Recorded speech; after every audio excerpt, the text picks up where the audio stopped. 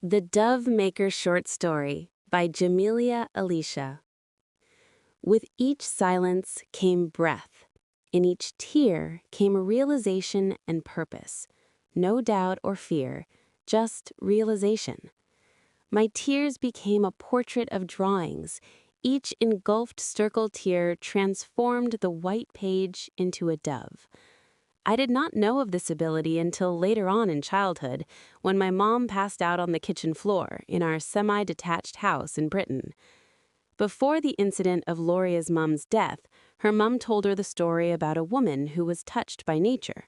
After years of decoding the story, she found that the story was connected to Loria's grandmother, who was Loria's mom's mom. The ability was passed down through generations of her family until it stopped at Loria's tree. She did not realize she was growing into a tree, as she was now a small petal forming its branches in nature. When Loria was the saddest, that's when the doves would be formed, when the tears meant something, when the teardrops had a purpose, not when she was crying for the sake of crying. Even in school, the teachers had to take Loria out of class because of her excessive crying. The teachers in primary and secondary school were not aware of this ability, but they knew she was someone to cry for, as the loss of her mom had a long-term impact on her.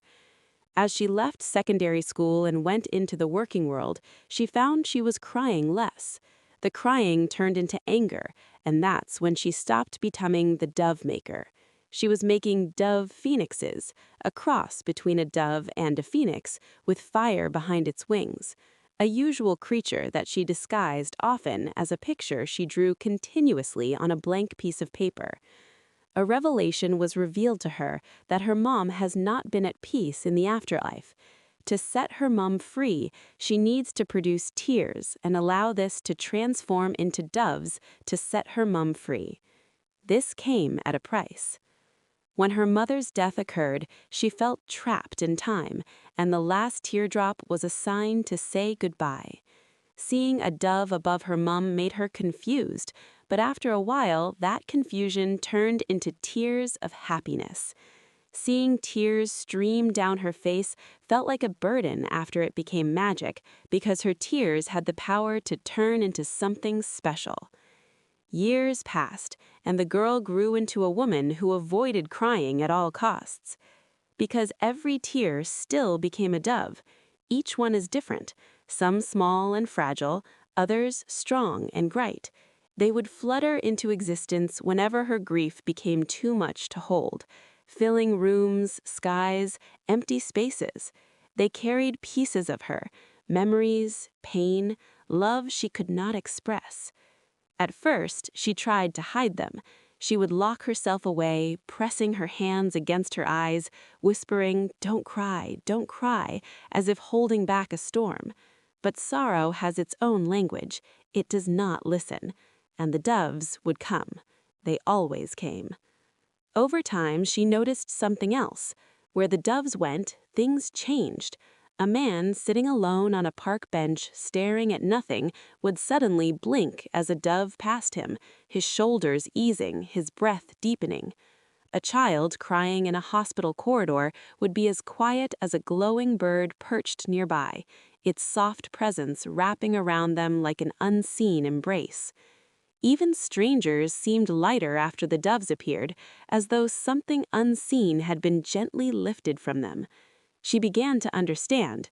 Her sadness didn't just create the doves, it freed something. But there was a cost. The more she gave, the emptier she felt. Every dove carried a piece of her pain away, but also a piece of her memory, her warmth, her ability to feel deeply.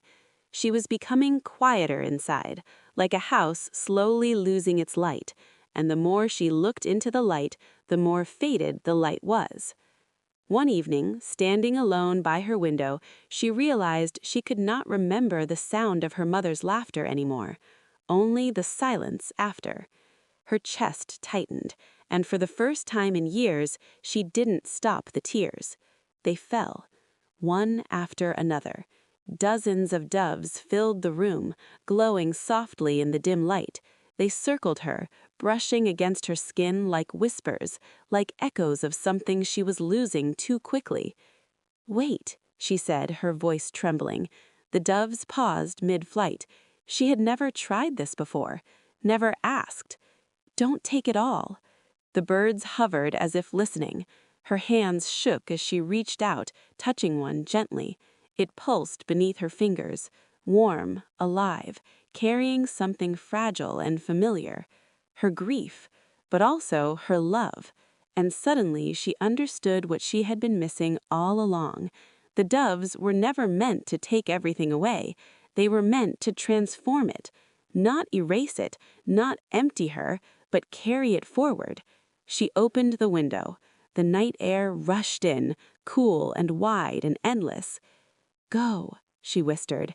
The doves lifted into the sky, one by one, dissolving into the darkness like stars being born.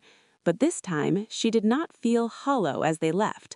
She felt wool, because she had kept something, not the pain exactly, but the meaning within it.